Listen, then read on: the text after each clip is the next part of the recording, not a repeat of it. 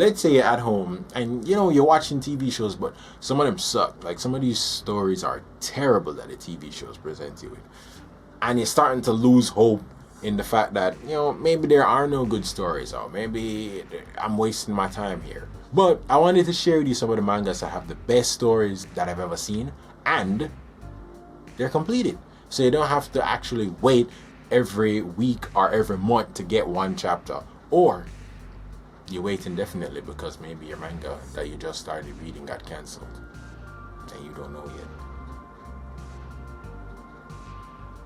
But these mangas, they're completed and they're fantastic. So let's go ahead and begin. The first manga I want to share with you is a manga called Jigokuraku, or Hell's Paradise. This manga is pretty interesting because it follows an execution attempt, keyword. So basically the manga follows Gabimaru. He's a ninja, completed ninja. Now this is kind of a seinen, not a shonen, because Gabimaru is the best ninja in his village, but he got caught. Granted, it's interesting that they caught him because later on you'll see how good of a ninja he is, but the story follows him set up for execution, and while they're trying to execute him, they realize they can't actually kill him. But what's interesting here is that the execution actually works as a filter to get the most powerful people possible to send them on a mission. That mission is to go to an island and retrieve the elixir of life. Now, it really does seem like something for the protagonist to go after, but that works in this story. In this story, you have new characters that come into play continuously and out of play. So it feels kind of similar to Game of Thrones in the fact that if you get attached to a character, they might just go, bye-bye. And what's interesting here is that they continuously try to kill him by decapitating him. Doesn't work. So his ninja training allows him to dislocate his neck and other parts of his body and then just relocate them, which is, that's funny, but it makes sense that as a ninja you'd know how to do that, because the best way to not get killed is to play dead, because why would you kill somebody that's already dead? Now, Gabimaru is very interesting as a character. I gotta say, he doesn't care about anything besides the mission. Now, what he's trying to do is gain his freedom to get back to his wife, which is, it's a very heartwarming goal, especially for somebody so empty and bloodthirsty like this guy. The more you read the manga, the more you ask the question like, bro, you really have a wife? Like, you kill everybody that you come in contact with. And once you read the manga, you'll see what I'm talking about. Gabimaru is the definition of fight me. He's just the definition of fight me right now. And I like that.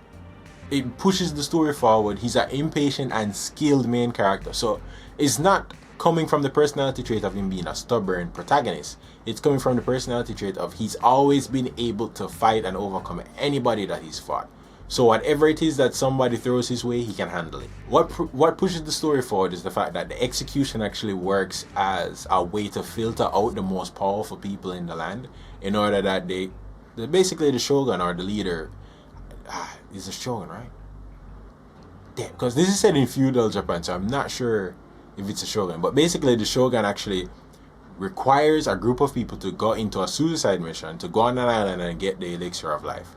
Gabimaru is one of those people that's selected to go. And that's actually where the story proceeds. Everybody's trying to get the elixir of life so that way they can get their pardon. So all these other inmates or prisoners have to go on the island too, with their executioner along with them. And the executioner basically works as a deterrent and the force to keep them going and to find the elixir of life. So that kind of has issues for me in the fact that why would you not take the elixir of life for yourself and just, live forever? But as the story progresses, you find out what the elixir actually is. Now, this manga has some of the most amazing fights that I've seen. They're very entertaining. The illustration is nice. The characters are not annoying. The characters are fun. They actually, seem like people. They seem like all of them have their own desires and wants and all of that, and they progress and they change and they learn. It's so interesting that they were able to put all of that in such a short manga, because the manga is like 200 chapters or something like that. But it's a fun experience and I would read it again. If you're at home alone chilling and you're bored, read this. This is a great manga. You probably won't go to sleep because every chapter keeps you interested to see what happens next. The next manga I want to recommend to you, it's actually getting an anime, but I still think you should read the manga. It's really well illustrated. I like the story. Read the manga, watch the anime. It's one of those mangas that once you read the manga, you're gonna want to watch the anime. It's called Chainsaw Man. Now, I'm so glad that I read it after it completed, so I could just binge read it. But the manga basically follows Denji. Very weird name, right? So Denji is basically a kid that, he doesn't have his parents, doesn't have any family, and he got, roped into some business deal with the Yakuza, but that went bad. Now, in this world, you actually have demons or devils that, can fuse with different people and give you their powers. Or you can make a contract with them and they will lend out their powers to you, but you have to give them something in return. So the story proceeds with Denji working with the Yakuza, so the deal goes south. So at the end of his life, he's put in the situation where he has to fuse with the chainsaw demon in order to live. Now, after fusing with the chainsaw demon, what happens is that he actually needs to work with the government in order to survive, otherwise they're gonna kill him. This main character, Denji, I don't really like him. The character is very, I don't want to use this word, but it basically embodies this guy. He's a simp, right? So any good-looking woman, he's gonna throw himself at them. And not in, it's kind of understandable because he's still pretty young. He's a teenager. So it makes sense that he would act like that, but it doesn't seem like he learns from his mistakes. But it's good in the fact that him being a simp kind of pushes the story forward because he falls in love with Makima. And a lot of people are enamored with this lady. But there's a lot of mystery with her, right? Here's the thing with a story. A story needs a good antagonist to push the story along. And you actually have that in the story with different people, with different demons. But Makima provides the mystery. And that's what makes it good. Makima always feels distant and you never know what she's up to. And that's why she works so well. Because you're constantly enamored with this girl. And what happens is that Denji is in love with her because, she's physically attractive. Well, I as the reader was enamored with the mystery with her. Like, what exactly is her deal? What is happening in the background that we're not aware of, but she's aware of? I really like how they implemented the mystery in this. The fight scenes are really good, albeit it's very gory. There's a lot of blood and dismemberment and all that. This is a story about demons, by the way. Now, it's a seinen. It should be a seinen, right?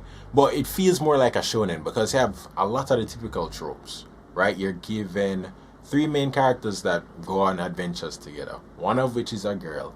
You have the dark-haired, skilled character, the Sasuke kind of character. The characters besides Denji feel a lot better written. Man, he's the weakest link in the story. He does edge the story forward, so it's a give and take with this guy. The story, mind you, is really goddamn good. It's one of the most fun shonen stories that I've read. But, keep an eye on Makima. Alright, the third manga I want to recommend to you is called Oyasumi Punpun. You probably heard it before. Now, this is probably the best emotional story that I've ever seen. And the story follows Punpun, which is a bird-headed protagonist and his bird family. Now, keep in mind, these are people, they just look like birds. And the reason why they look like birds is to differentiate them from the other characters, to signify this is the main protagonist and his family. No, this manga is really heavy in terms of trauma and depression. It's a serious manga. I would describe it as a coming-of-age story. And it's probably the realest coming-of-age story that many people will witness. There's no sugarcoating here. There's nothing really nice and fun about this manga. It's a heavy ride. But it's a good read. It's one of the best stories that I've seen. Now, I would say this story is really interesting because, at first, the big bird-headed protagonist got me interested. Like, what's the deal with this bird? But that's what pulled me into the story, and the story deals with a lot of the hardships that you have to deal with growing up, interacting with relationships, and just having trauma, right? Living your life and developing trauma and working through that. No, I know that I got kind of somber at this point. Once you read this manga, you're going to have a better appreciation for your mental space and hopefully the positives that have happened in your life. Now, I need to say this, right? The manga is somewhat traumatic. There's a lot of depression and mental illness being dealt with. But it also shows what exactly happens when you come of age. For me, there are a lot of things that happen in that manga that I resonated with. Such as growing up and realizing that the adults that you looked up to had their own issues dealing with that they have not dealt with, and they're carrying those issues going forward in life. That was a hard pill for me to swallow. But that kind of thing in this story is actually displayed in a very real way. Yeah, I think I'm going to read this again in the future at some point in time. It's one of those mangas that I go back to. But if you're uncomfortable with like emotional trauma, I don't think you should read this. But if you want to read a very emotional story and actually have something, you know, stay with you for the rest of your life, this is one of those stories that you'll remember. Yeah, Oyasumi Pum Pum is one of those stories that you should definitely read, without a doubt. I can see why a lot of people call it a masterpiece. Yeah, I can see that, because this is probably the best depiction of an emotional story that I've seen. I can't think of another one. I can't think of a story that's as touching and traumatic in a depressing way as Pun Pun, but also something, it's a story that really shares what people actually go through as they grow up and go through relationships, both, you know, romantically and with your family and friends. So manga number 4 has to be Tomie. Now, this is a manga that's very, very interesting, and the premise is basically with Tomie, who is a very beautiful Japanese lady, and she can basically have any man fall in love with her. And there's something supernatural about this girl, right? Because she can consistently make any man fall in love with her, and that's where the mystery starts. Now, I would say this is a more low-end horror manga. It's written by Junji Ito, so you know it has to be horror. But I like what was given for the explanation for this character. Usually, a story like this wouldn't really have a concrete ending or an explanation that makes sense as to why, you know, the horror that exists in the story exists. But Tomie actually provides that. It's very interesting how they were able to move from horror to sci-fi, but still keep it very unsettling. But this is one of the most enjoyable horror mangas that I've read. Tomie is definitely worth reading. Honestly, if you like a fun horror story that makes sense, right? They actually try to give you a reason for why, you know, X or Y monster exists, and it makes sense, you should read Tomie. It's illustrated really well. This is Junji Ito. Like, it's in his usual style. The story is fun. The story is interesting. There's a lot of different plot points that happen in different parts of the... I can't ruin anything for you, but this is just one of the best horror stories that I've seen. I could see it being a movie, but it really shows how good you can make a story by just, you know, being creative. Oh man, Tomie is so much fun as a manga to read. As a side note, I do want to also recommend Hellstar Remina.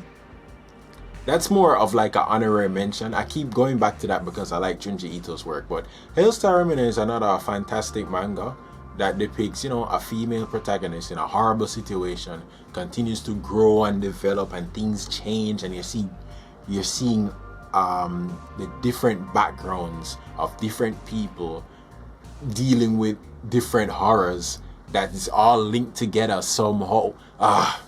Junji Ito is probably one of the best, horror creators in the world. Oh my god, Tomie is fun. Now, the final manga I want to recommend is one that many people have read, but if you haven't, I'm trying to convince you to give it a try. KIMETSU no YAIBA. Now, the manga has been converted into an anime. I believe only the first part. We're going to get a second season soon. There is also a movie out already, but if you prefer to watch the anime, go ahead and watch that. But as a completed story, it's fantastic. I really enjoyed this manga from beginning to end. The only problem I have is some of the illustration styles. I didn't like how some pages were illustrated, but that's fine. This is probably one of the most tense mangas that I've read, because I've read so many and I don't know how a story is going to go, right? At this point, when I'm watching a show, I can tell that, alright, the good guys are gonna win, and that's that. But with Kimetsu no Yaiba, the final chapters were, dude, they were nail biting. Like, I was sweating. I was like, yo, what's gonna happen? What's gonna happen? I don't know. It felt like a struggle reading that. Not in a bad way. It felt like the characters were actually struggling to defeat the villain, and the villain was struggling to defeat the main characters. dude, there is so much weight in this manga. They wrote this right. They wrote it right in such a way that I felt pressured reading it. It was fun. It was very well illustrated in terms of the fight scenes. The story made sense. Like, they crafted it to make sense. The characters are all interesting. Albeit some of the demons are kind of like, how would I say? They're lackluster in terms of their personality and the reason that they have for being demons. But it's very interesting to see the main character, Tanjiro. Oh my god. He's such a fun guy. Tanjiro is the main character of Demon Slayer, Kimetsu no YAIBA. And he's actually an orphan because his family got killed in a demon attack. However, his sister survived, but she became a demon.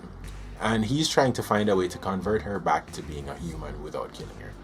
And this is actually a very interesting part in the story because his sister is no longer able to speak. But her presence puts everybody else in a weird situation because she's the first demon that doesn't drink blood, doesn't try to kill people. And other demon slayers and other humans are taken aback, like, wait, I didn't know like demons like this existed. Because usually with a demon it's kill on sight. But Tanjiro, even though he wasn't as skilled as these other demon slayers, was able to convince the other slayers not to kill her and to trust her. It's very interesting to see like a kind-hearted, intelligent main protagonist.